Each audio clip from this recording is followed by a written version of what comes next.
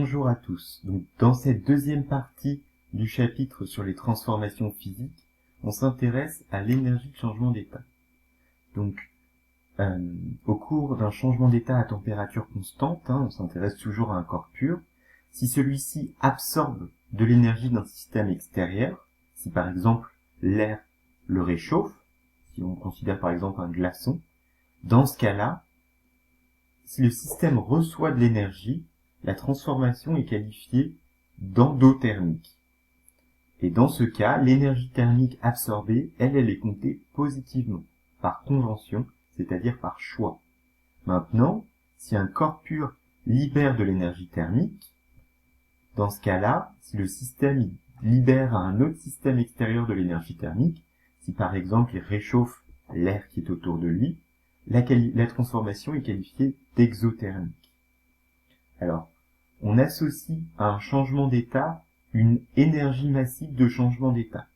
On la note avec la lettre L, et donc c'est l'énergie thermique que doit libérer ou absorber un corps pur, 1 kg de ce corps pur, pour effectuer le changement d'état à une certaine pression. Cette énergie massive de changement d'état est exprimée en joules par kilogramme. Alors attention, ces énergies de changement d'état, elles peuvent être ou positives ou négatives. Si par exemple un système va passer de l'état solide à l'état liquide, son énergie augmente, et donc l'énergie de changement d'état, elle est positive.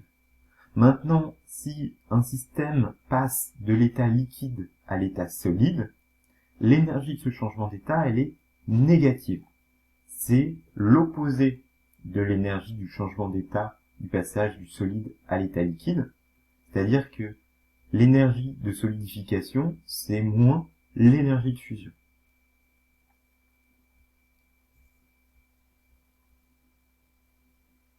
On peut imaginer par exemple, donc si on s'intéresse à des glaçons qui vont se faire dans un congélateur, il y a une transformation de l'eau de l'état liquide à l'état solide.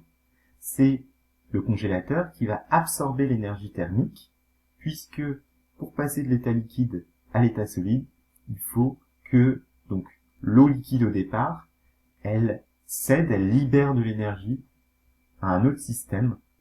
Comme ça, son énergie va diminuer et va pouvoir subir cette transformation physique. Donc si on veut calculer l'énergie échangée avec l'extérieur, je rappelle qu'une énergie s'exprime en joules, eh bien il faut multiplier la masse en kilogrammes du système par son énergie massive de changement d'état. Et en général, si on veut mesurer l'énergie associée à un changement d'état, on utilise ce système-là qu'on appelle un calorimètre.